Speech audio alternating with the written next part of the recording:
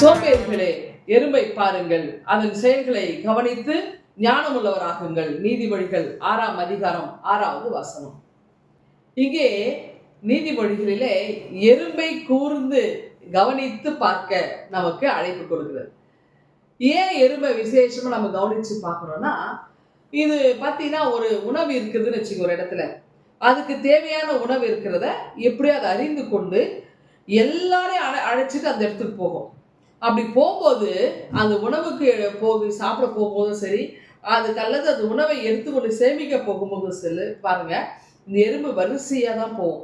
அதாவது ரேஷன் கடையில் க்யூவில் நிற்பாங்கல்ல, அந்த மாதிரி யாரையும் முட்டி தள்ளி போகாம வரிசையா ஒன்றன் பின் ஒன்றாக ஒழுங்காக அது சாரையா போகுங்க. ஏன்னா அதனுடைய முன்னோர்கள் அவங்களுக்கு அப்படிதான் ஒழுக்கத்தை கற்றுக் கொடுத்துருக்கிறாங்க. அதனால இந்த எறும்புகளும் அந்த ஒழுக்கத்தை கட்டளையை அழகாய் கடைபிடித்து ஒன்றன் பின் ஒன்றாக அந்த உணவை தேடி செல்லும் அல்லது உணவை எடுத்து செல்லும். அப்படி போகும்போது பார்த்தீங்கன்னா அது போற வழியில ஒரு பெரிய ஒரு தடை இருக்குன்னு வச்சுக்கோ, ஒரு மரக்கட்டையோ ஏதோ ஒன்று இருக்கு. அப்ப அது என்ன செய்யும் தெரியுமா? அவ்வளோ பெரிய தடை தான் முன்னாடி இருக்கேன்னு பார்த்துட்டு அது பின்வாங்கி போகாது. மாறாக ஒன்று அது மேலே ஏறி அது தாண்டி போகும், இல்லைன்னா அந்த மரக்கட்டைக்கு சைடில் அப்படி வெளியே வந்து அது ஓரமாக ஒதுங்கி போயிடும். அவ்வளோதான்.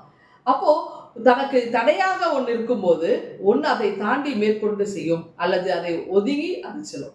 அப்போ அது நோக்கம் என்ன தெரியுமா? இந்த உணவை நான் எடுத்து செல்லும், என் வீட்டுக்கு போகணும். அப்போ இது தடையா வரதெல்லாம் போய் அது தலைமையில தூக்கி வச்சுட்டு, ஏன் நான் போற வழியில நீ குறுக்கில் வந்து நிற்கிற அப்படின்னு சொல்லி எறும்புகள்லாம் ஒன்றா சேர்ந்து யூனியன்லாம் அமைத்து சண்டைலாம் போடாது. அப்போ அது என்ன செய்யும்? வரிசையாக அது அழகாய் தனக்கு நியமித்திருக்கின்ற அந்த பாதையிலே அது ஒழுங்காய் போகும். நோக்கத்தை அது மனதில் வைத்து அதை நிறைவேற்றுங்க.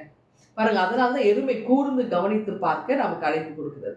அப்படின்னா இது எருமையிடமும் நாம் கற்றுக்கொள்ள வேண்டும். இப்போ நம்முடைய நோக்கம் என்ன? ஒவ்வொருத்தருக்கும் ஒரு நோக்கம், லட்சியம் இருக்கு. நம்முடைய நோக்கம் என்ன தெரியுமா? சிலுவை பாதையை நோக்கி போகிறது. சிலுவை நோக்கின ஒரு வழியில நாம செல்வது தான் நம்முடைய பயணமாக இருக்கிறது. அப்போ அதை நாம மையமாக வைத்து நோக்கமாக வைத்து நம்ம போகும்போது இடையிலே குறுக்கிலே அநேக காரியங்கள் தடைப்படலாம். ஒன்று, அதை மேற்கொள்வதற்கு நாம் தயாராகணும்.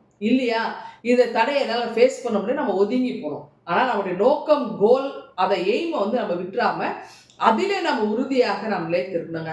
அப்போ இந்த தடைகளை மேற்கொள்ளத்து தாண்டி செல்வதற்கெல்லாம் நமக்கு யார் நமக்கு துணையா இருப்பாங்கனாக்கா, ஆண்டவராக இயேசு கிறிஸ்து நமக்கு பலனாக இருந்து நம்மை ஆற்றுப்படுத்தி நமக்கு அவருடைய ஆற்றலை நமக்கு வழங்கி நாம் கடந்து செல்வதற்கு ஆண்டவர் நமக்கு உதவி செய்கிறார். அப்புறம் என்ன, இந்த நாளிலே நாம் சந்தோஷமாய் ஆண்டவர் நமக்கு பலனாய் இருக்கிறார் என்கிற நம்பிக்கையிலே இந்த சிந்தனையோடு நீங்க இந்த நாளை துவங்குங்கள். ஆண்டவர் உங்களை ஆசீர்வதிப்பாராக. ஆமென். எங்கள் அன்பின் ஆண்டவரே, இந்த நாள் எங்களுக்கு ஆசீர்வாதமாய் அமைக்க கிருபை தாரும். மீட்பரே ஜெபிக்கிறோம் எங்கள் அன்பின் கடவுளே. ஆமென்.